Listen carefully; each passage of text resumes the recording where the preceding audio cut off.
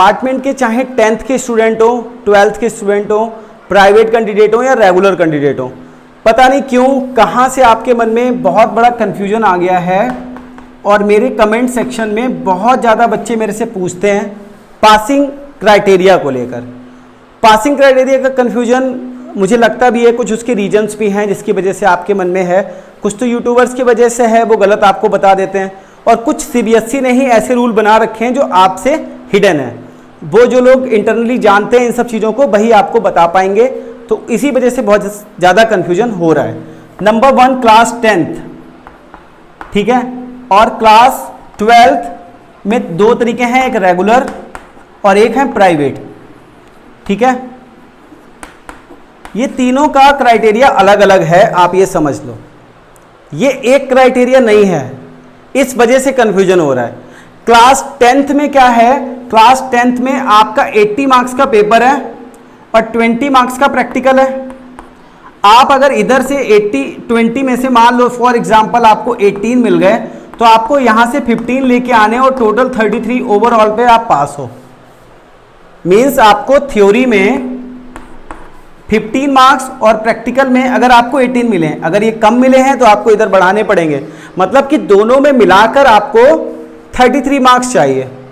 वहीं अगर class 12th के रेगुलर स्टूडेंट्स की बात करें तो उनको 80 और 20 ये मार्क्स हैं, तो 20 में से अगर चाहे उनको 20 भी क्यों ना मिल गए हों, लेकिन ये 80 में से 27, अब कुछ जगह पे 26 लोग बोलते हैं और 26 भी सही है, तो आप लेकिन 1/3 अगर करोगे तो 26 पॉइंट समथिंग निकलेगा। सीबीएसई की तरफ से अगर किसी के 26 आते हैं तो वो उसको पास मानता है, ठीक है। तो इसमें इस एक नंबर में से तो कंफ्यूज आपको होना नहीं है, लेकिन ये बात याद रखनी है कि इसमें अगर आपके 7 से ज़्यादा मार्क्स हैं, 7 3 21 होता है, तो यहाँ पर 7 से ज़्यादा मार्क्स हैं तो आप पास हो, दोनों में मिला के आपके 33 हो जाएंगे। मतलब इसमें आपको 26 चाहिए, इसमें 7 चाहिए, 33 हो गए।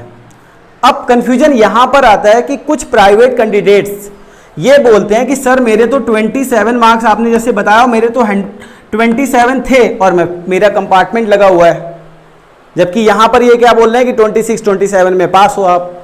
ऐसा क्यों हो रहा है?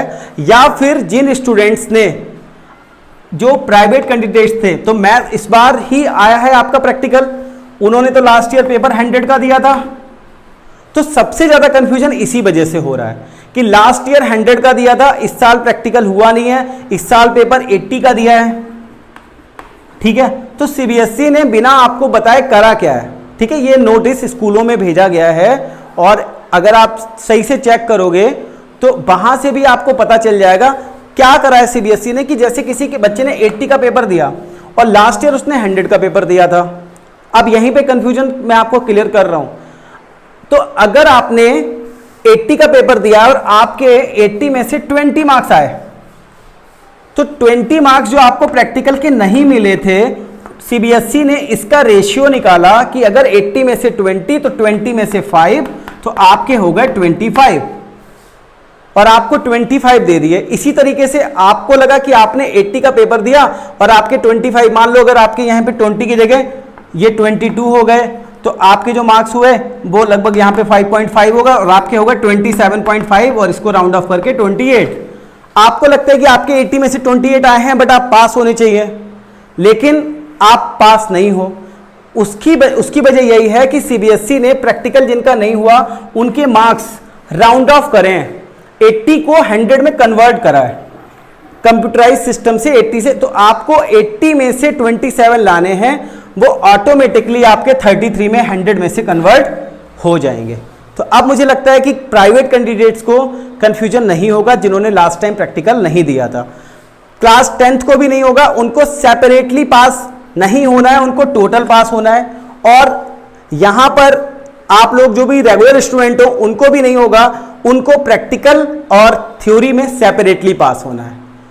और जिन्होंने प्रैक्टिकल नहीं दिया था उनका पेपर 80 का होगा, उनको कन्वर्ट कर दिया जाएगा 100 में। तो मुझे लगता है कि मैंने आपके जो भी डाउट्स थे वो क्लियर कर दिए हैं। और अगर आपका अभी भी रह गए हैं डाउट्स तो आप कमेंट करके पूछो, बट मुझे लगता है कि ये चीज़ आपके माइंड में होनी नहीं चाहिए, क्लियर होनी चाहिए, जिससे कि आपको अपनी प्रिपरेशन में हेल्प मिल सके, आपको अपना टारगेट पता हो।